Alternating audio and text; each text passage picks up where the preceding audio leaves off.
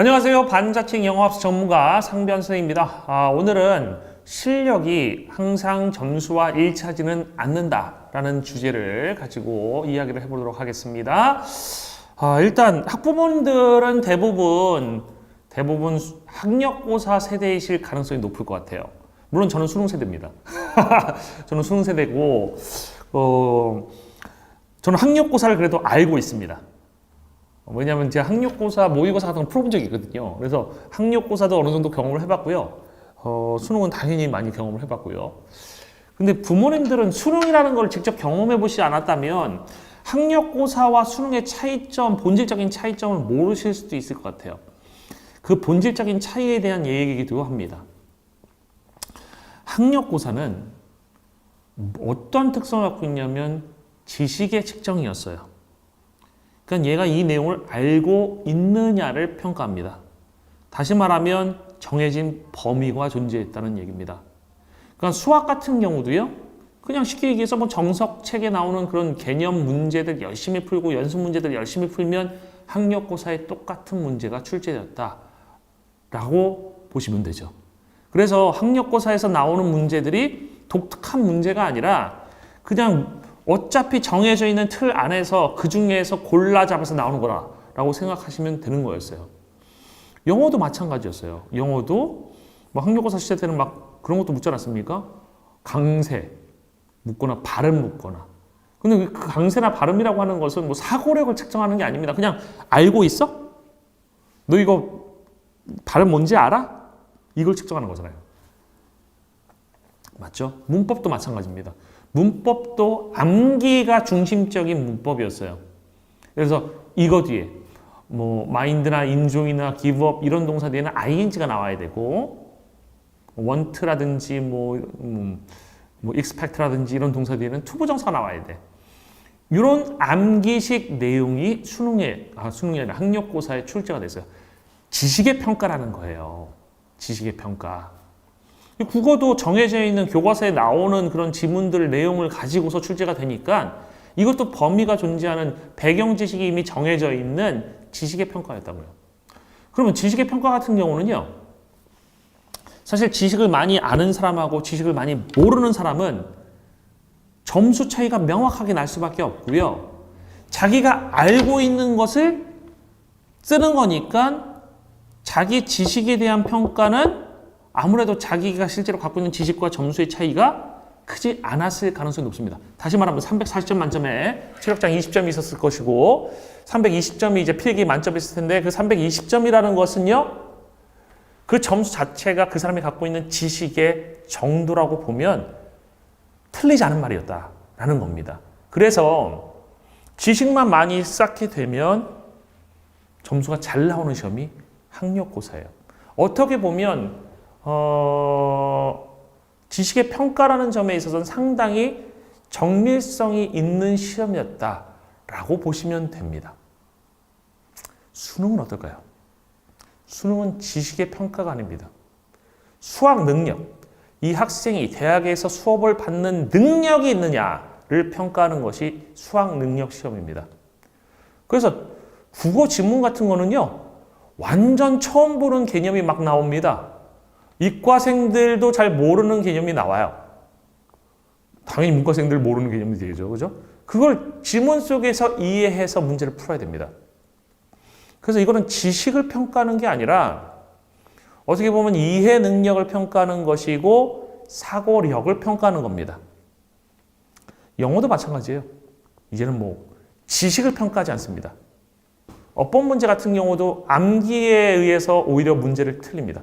그러니까 예전에는 암기에서 접근하면 맞잖아요. 이제는 암기에서 접근하면 틀려요. 왜? 함정을 파버려요. 그래서 수능 시험이 학력고사랑 본질적인 차이점은 학력고사는 지식의 평가였다고 하면 수능은 사고력의 평가, 이해 능력의 평가, 수업을 받을 능력의 평가다라고 보시면 된다고요. 근데 이 수능이 평가하는 것들은 정확하게 엄밀하게 평가가 안 돼요. 이 말은 무슨 말이 맞냐면 사람들이 가진 배경 지식은 다 다르거든요. 근데 예를 들어서 국어 문제나 영어 문제나 자기가 배경 지식으로 갖고 있는 분야의 글이 출제됐다고 생각해 보세요. 그러니까 예를 들어서 저 같은 경우는 개인적으로 저는 보석의 준 전문가입니다. 심지어 탄생에서 가자, 다해진 이런 것도 외웁니다. 가넷, 자수정, 아쿠아머린, 다이아몬드, 에메랄드, 진주. 이게 1, 2, 3, 4, 5, 6 그 탄생석이에요. 이런 거 막 외우고 다니고요. 보석의 경도도 암기하고 있습니다. 보석의 경도. 아쿠아마린은 경도가 7이고요. 사파이어는 경도가 9고요. 다이아몬드는 경도가 10입니다. 루비도 경도가 9입니다. 사파이어하고 루비는 같은 동질인데 색깔만 다른 보석이에요. 동종의 보석인데 색깔만 다릅니다. 아쿠아마린이라든지 몰거나이트라든지 베릴이라든지 헬리오도르 이런 것들도 이름이 색깔별로 다 달라진 베릴계 보석들이에요. 그러니까 이런 지식들이 막 있거든요. 그럼 이런 지식에 관련된 지문이 국어에 나오거나 영어에 나온다고 하면 그 지문 제가 어떻게 했습니까? 이거 내가 아는 내용이야. 너무 이해하기가 쉬워요. 문제가 잘 풀려요. 학생들도 알고 있어요. 배경 지식이 도움이 된다는 것을. 한때 국어 영역 선생님들 사이에 배경 지식이라는 게 필요한 거에 대한 설전이 오간 적이 있었습니다. 배경 지식이 필요하냐 안 하냐. 근데 필요하냐 안 하냐에 대한 얘기를 제가 하는 건 아니고요. 있으면 도움이 된다는 건 사실입니다. 배경 지식이 있는 게 나오면 도움이 된다는 건 누구나 인정하는 거예요. 다만 수능이라는 것이 배경 지식을 전제로 한 시험이 아니기 때문에 배경 지식이 필요하냐 안 하냐에 대한 설전은 있을 수가 있어요. 그건 이해합니다.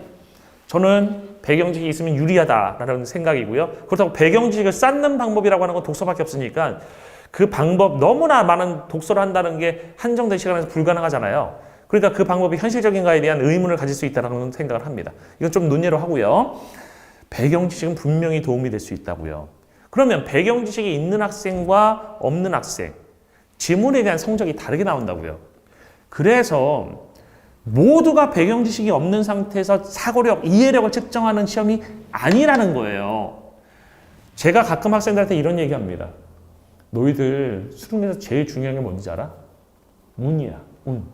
시험, 운. 시험과 학생과의 궁합이 있어요.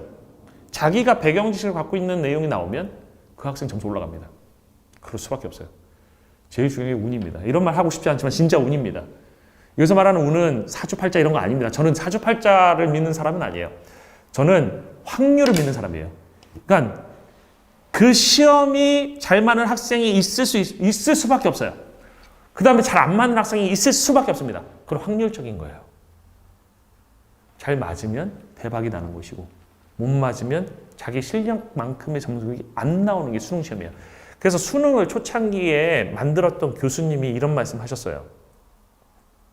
수능은 정밀한 시험이 아니다. 수능 정밀한 시험이 아니라 아래 위로 5점이 왔다 갔다 할 수 있다. 아래 위로 5점이 왔다 갔다 하면 영어는 등급이 바뀝니다.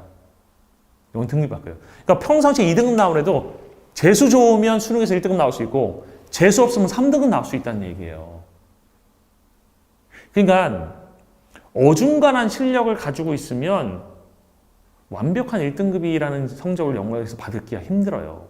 그러니까 1등급 초반인 학생들은 막 3등급까지 밀리는 것도 봤습니다. 시험이 어려워지면. 그래서 제 생각은 진짜 확실하게 1등급 받겠다고 하면 100점을 위한 공부가 아니라 110점을 위한 공부를 해야 돼요. 그래야지 떨어져도 안정적이죠. 무슨 말인지 이해되시죠? 그러니까 수능이라는 것은 정밀한 시험이 될 수가 없는 겁니다. 정밀한 평가가 될 수가 없는 거예요. 그래서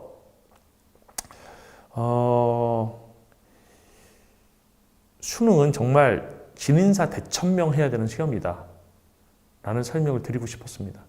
그러니까 부모님들 이렇게 생각하셔야 돼요. 학력고사처럼 공부한다고 무조건 나오는 게 아닙니다. 점수가. 그러니까 야, 너는 공부를 그렇게 했는데 점수가 이거밖에 안 나와? 이렇게 얘기하실 게 아니라고요. 아이들 이해해 주셔야 돼요. 그러니까 운이 중요합니다. 운이. 제 얘기 말씀드릴게요. 제 얘기. 난이도에 따라서 성적이 달라지는 경우도 있을 수 있어요. 그러니까 저는 어떤 경우에 시험을 잘 봤냐면 난이도가 어려울 때 확 쳐 올라가는 스타일입니다. 근데 난이도가 떨어지면 성적이 다른 애들만큼 올라가지 못하는 스타일이었어요. 그러니까 제가 수능 봤을 때 수능을 2번 봤거든요. 1차 수능이 쉬웠습니다. 그러니까 평상시 모의고사 보던 것보다 1차 수능에서 10점이 올라갔어요. 전 좋아했죠. 와, 10점이 올라갔어. 대학 쉽게 가겠다. 웬걸 친구들은 20점 올라갔어요. 저 혼자 상대적으로 10점 떨어진 겁니다. 근데 2차 시험을 봤어요. 2차 시험을 봤는데 1차 시험에보다 저는 2점인가가 떨어졌습니다. 근데 친구들은 20점 떨어졌어요. 20점. 2차 시험 저 무진장 잘 본 거죠. 근데 문제는 뭐였냐면 저희 때는 총점을 내는 거였기 때문에 모두 다 1차를 썼습니다. 1차 점수를 냈어요. 표준화, 변환 표준 점수 이딴 거 없었습니다. 무조건 총점 내는 거였어요. 되게 무식한 거죠. 지금 생각하면 있을 수 없는 일이고 지금 같으면 난리 날 일인데요. 그 당시는 인터넷이 없었죠. 그래서 난이도가 이렇게 달라지면 난이도의 유불리가 생기는 학생들도 또 생길 수 있는 게 수능이라는 거예요. 그건 제가 직접 경험해서 확실하게 말씀드릴 수 있습니다. 그래서 궁합이 잘 맞는 것, 난이도의 유불리 이런 걸 따지면 수능은 진짜 운이 제일 중요한 시험이 될 수도 있습니다. 부모님들이 이 점을 아셔야 돼요. 그래서 아이들이 할 수 있는 것은 아무튼 실력을 있는 가능성이 있을 만큼 끌어올리고 그 다음에 최선을 다하는 것밖에 없습니다. 결과는 하늘에 맡기셔야 돼요. 결과는 아이가 어쩔 수 있는 부분이 아니다라는 거 말씀드리고 싶습니다. 무진장 많이 봤어요. 올해 수능 끝나고도요. 진짜 열심히 했던 학생 중에 쟤는 1등급은 나와야 정상이야 했는데 2등급 나온 학생도 봤어요. 그리고 평상시에는 점수가 안 나왔지만 수능에서 2등급 때 나와가지고 선생님 만족한다는 그런 이야기를 하는 학생들도 있었고요. 열심히 하는 학생 중에도 성적이 잘 나오거나 안 나오는 경우가 있을 수 있고 열심히 안 해도 잘 나오거나 안 나올 수도 있는 게 이게 수능이다. 어떻게 보면 학력고사에 비해서 좀 짜증나는 부분이 있죠. 그죠? 공정하지 못한 부분이 있어 보이는 게 수능이기도 합니다. 뭐 어쩔 수 없이 우리가 이걸 가지고 대학을 가기 때문에 그 시스템의 문제를 우리가 시스템을 바꿀 수 없는 상황에서는 말해봤자 소용이 없는 거니까 우리가 최선을 다할 수 있는 학생들이 최선을 다할 수 있는 부분 실력을 높이는 거 거기에만 초점을 맞추게 해주셔야 될 것 같아요. 시험을 못 보더라도 너무 뭐라고 하지 마시고요. 모의고사 성적에 연연하지 마시기 바랍니다. 부모님부터 모의고사 성적에 연연하실 필요 전혀 없습니다. 아이들의 실력이 모의고사 성적과 일치하지 않는다. 수능은 실력과 점수가 일치되기 힘든 시험이다. 이것을 오늘 말씀드리고 싶었습니다. 이것으로 오늘 이야기를 마치도록 하겠습니다. 지금까지 시청해 주셔서 감사합니다.